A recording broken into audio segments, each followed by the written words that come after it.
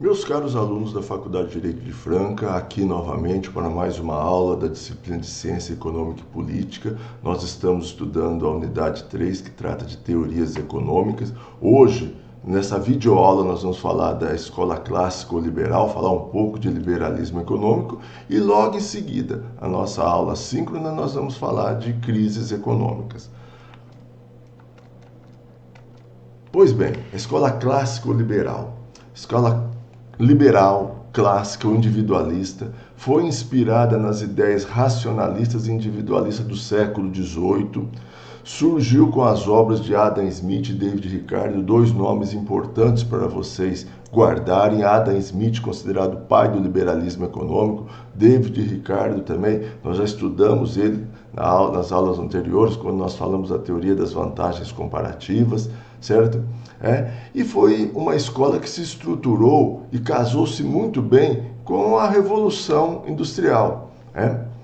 Os princípios fundamentais do liberalismo econômico são praticamente iguais aos que nortearam a chamada escola fisiocrática, os fisiocráticos, nós nem vamos comentar aqui, mas que era um grupo de economistas que existiu anteriormente ao liberalismo econômico, que já falavam, que já propunham as teorias liberais.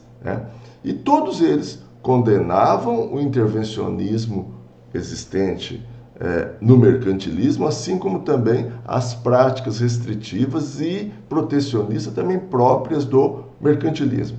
Vamos tentar entender um pouco mais esse material aqui no esquema a seguir. Deixa eu tentar, no esquema que eu montei aqui, demonstrar um pouco melhor esses primeiros conceitos em relação à escola clássico-liberal. A escola clássico-liberal, que já é uma escola de economia, não é só uma doutrina, portanto ela tinha uma fundamentação teórica. Essa fundamentação teórica vem do Adam Smith, considerado o pai do liberalismo econômico, o David Ricardo também, que inclusive propôs a teoria das vantagens comparativas também, em contraposição às práticas protecionistas adotadas no mercantilismo. Adam Smith, o pai do liberalismo econômico. A escola clássico-liberal foi inspirada nos princípios fisiocratas. Os fisiocratas foram um grupo de economistas anterior aos liberais e que pela primeira vez formulam uma teoria do liberalismo econômico. Com eles, com os fisiocratas, nasceu a expressão do laissez-faire, laissez-passer, deixar fazer, deixar passar. Os fisiocratas, que não vem ao caso aqui, eles tinham uma concepção de que a natureza era o verdadeiro agente transformador ou que poderia gerar novas riquezas. Algo que nós não vamos abordar nesse momento. Mas o liberalismo nasce aqui com os fisiocratas e ele é consubstanciado pelos clássicos ou liberais, principalmente com Smith e Ricardo. O liberalismo, ele vem com o fim do mercantilismo. Toda vez que um modelo começa a se não mostrar um modelo adequado àquela sociedade, você busca uma mudança. E essa mudança, certo, foi o contrário daquilo que o mercantilismo pregava. Então, os clássicos vêm em contraposição ao mercantilismo. Este modelo, grande parte da sociedade, durante um grande período de tempo, viveu sob a égide do liberalismo econômico. Esse liberalismo econômico que se casou muito bem com aquele início do industrialismo. E ele vai até a Grande Depressão de 30. Por quê? Porque o liberalismo, nós vamos ver mais adiante, ele, entre as suas contradições, ele causava muitas crises econômicas. E essas crises vêm culminar com a Grande Depressão de 30, quando em 30 o mundo inteiro percebe o seguinte: esse modelo baseado só no mercado não nos interessa, certo? Então, esse liberalismo vai do fim do mercantilismo até a década de 30, a Grande Depressão de 30. A escola clássico-liberal era inspirada nas ideias racionalistas e individualistas próprios do iluminismo. No campo político, lutavam contra o absolutismo, e que acabaram culminando com a Revolução Inglesa, a Revolução Americana, a Revolução Francesa. Pregava o quê? Liberdades. Né? Bom, e no ponto de vista econômico, a liberdade econômica combatia as ideias mercantilistas, ou seja, as ideias mercantilistas de muita intervenção estatal e muito protecionismo. Então, os clássicos ou liberais vêm em contraposição ao mercantilismo, pregando o quê? Pregando a não intervenção, todas essas liberdades que nós vamos ver logo a seguir.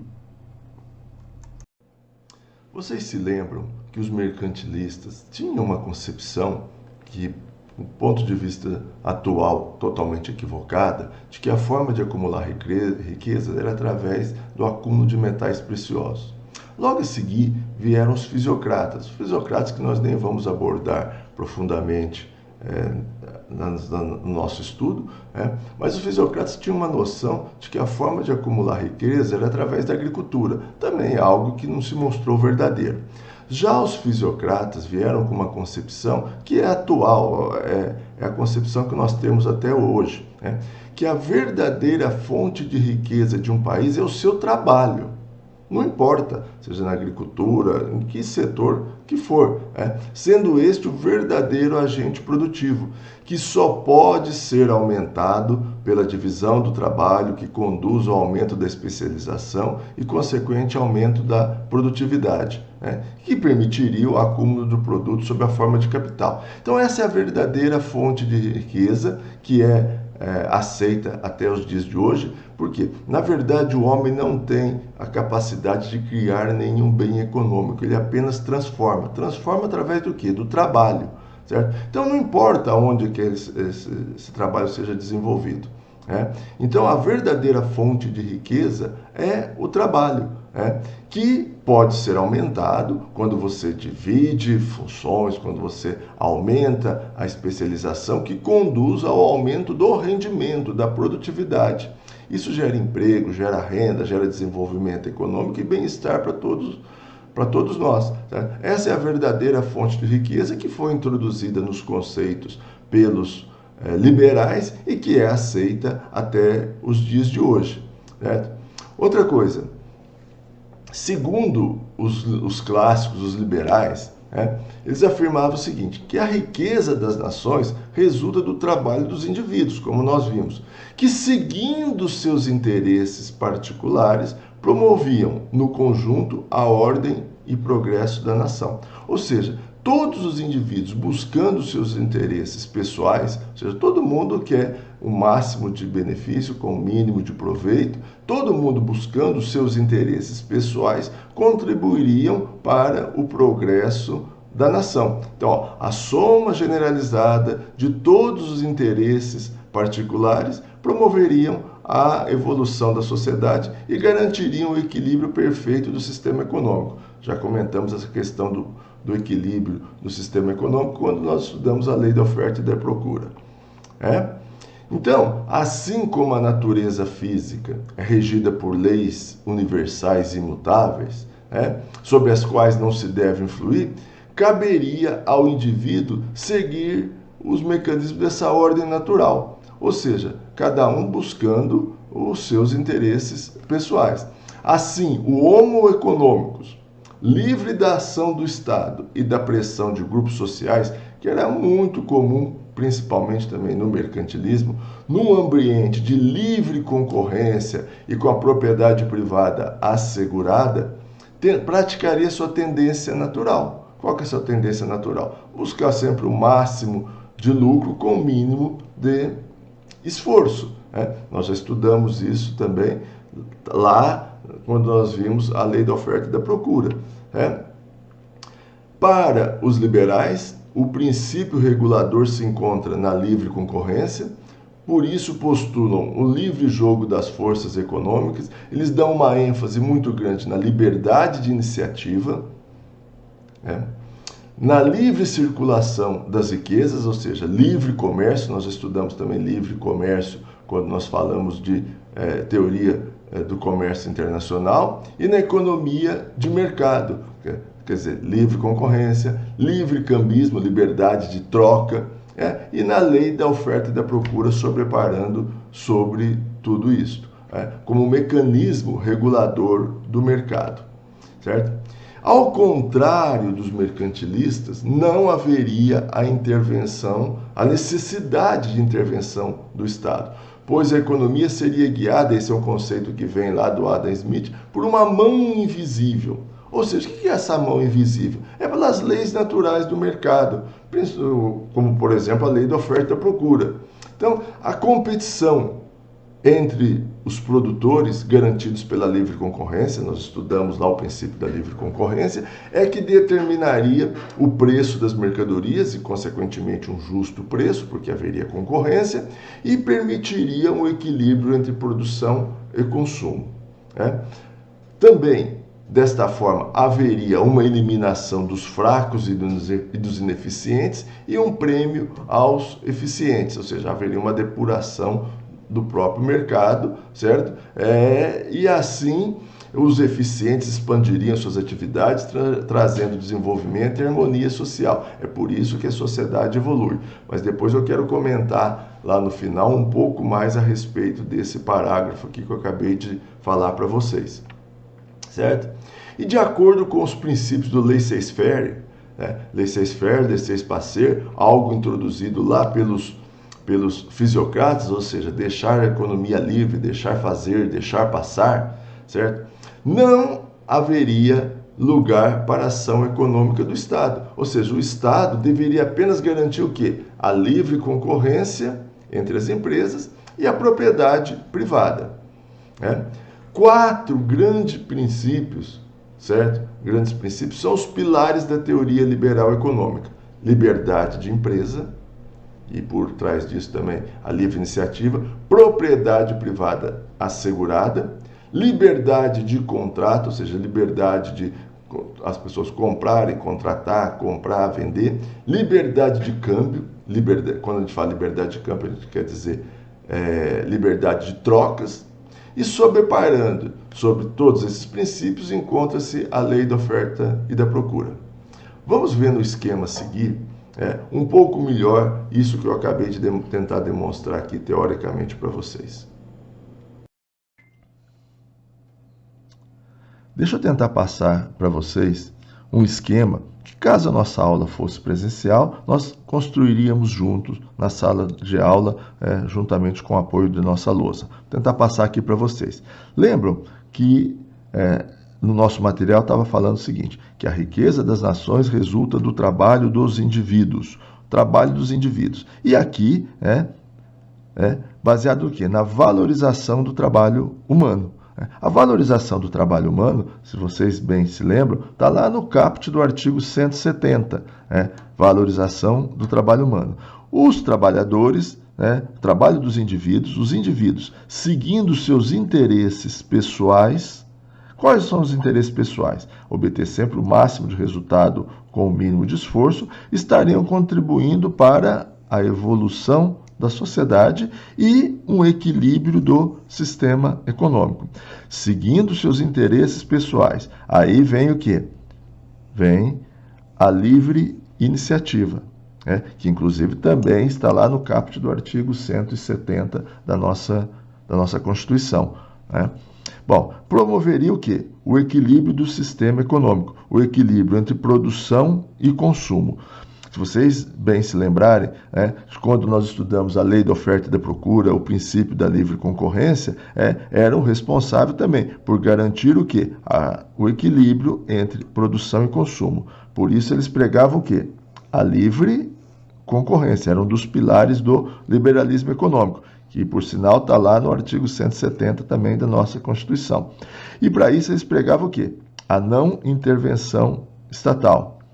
O laissez-faire, certo? Deixar fazer, deixar passar, próprio do liberalismo econômico. Ou seja, sem intervenção do Estado, nós teríamos o equilíbrio garantido pela livre concorrência. Ao Estado caberia o quê? Garantir a livre concorrência e garantir também o quê? A propriedade privada, que também está lá no nosso artigo 170 da nossa Constituição.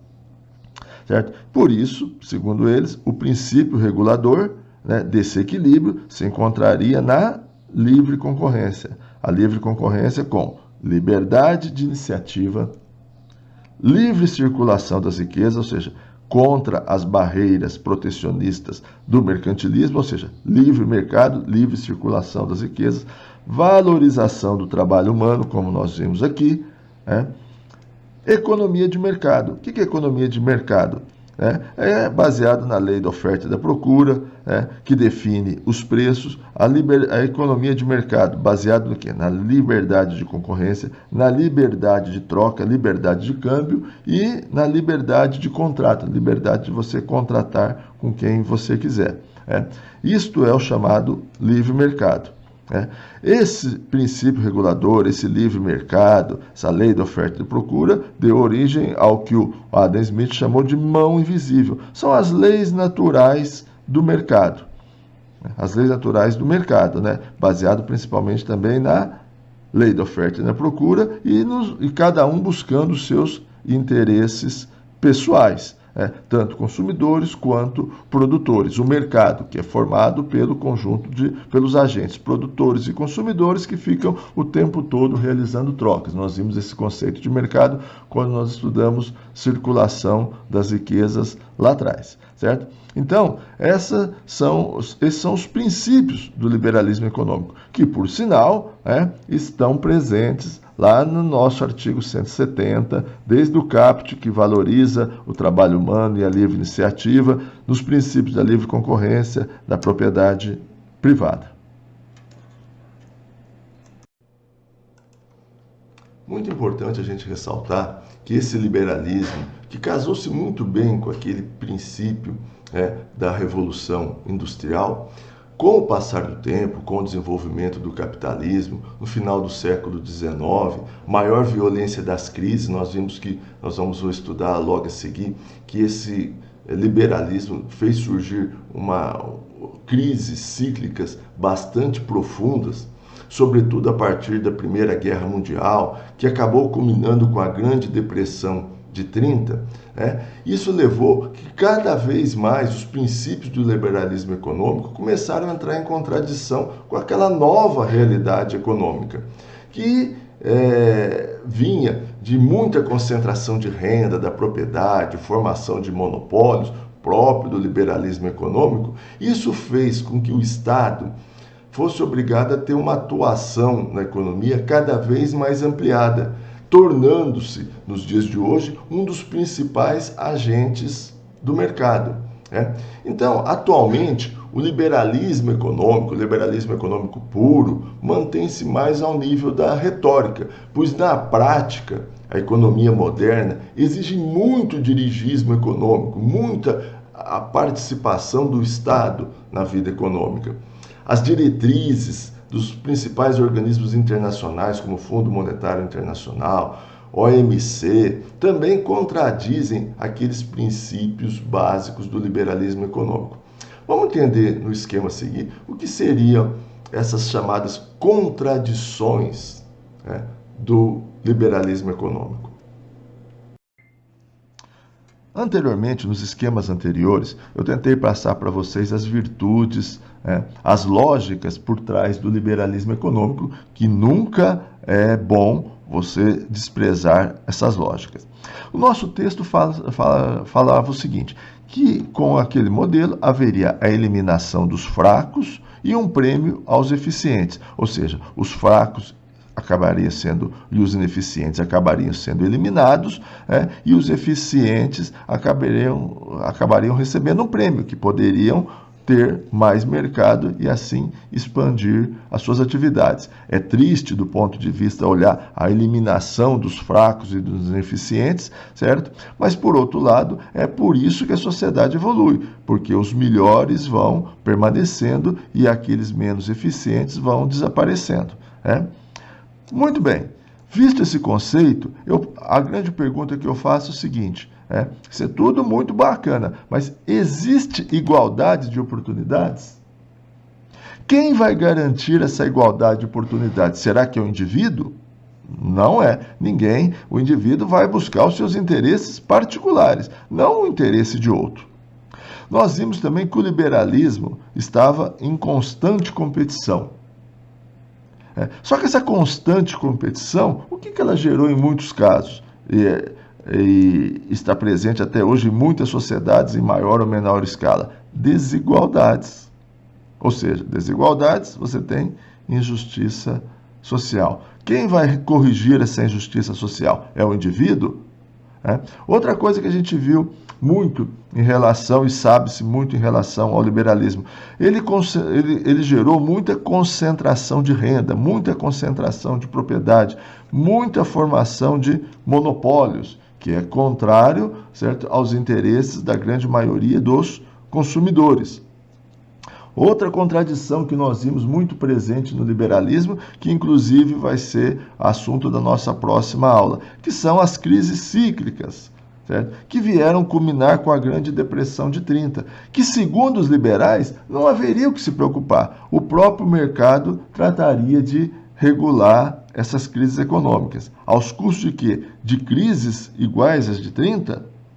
Outra grande contradição que nós vimos no liberalismo econômico. As relações capital-trabalho eram muito selvagens, deixadas só por conta do mercado. O liberalismo econômico, não há dúvida, ele traz muitos resultados. E trouxe muitos resultados. Porém, esses resultados foram para todos ou para alguns? Então, o liberalismo econômico, que trazia muitos resultados, também tinha muita miopia ética e social. Era enorme. Esse é o liberalismo econômico. Um liberalismo que gerou muitas desigualdades, muita concentração de renda, muitas crises cíclicas e relações capital-trabalho muito selvagens. E aí, diante de crises, concentração de renda, formação de monopólios, desigualdades, relações capital-trabalho selvagens, quem que veio para atenuar ou mudar essa realidade? O Estado, que é o que nós vamos estudar muito, principalmente após o keynesianismo, que a participação do Estado se amplia.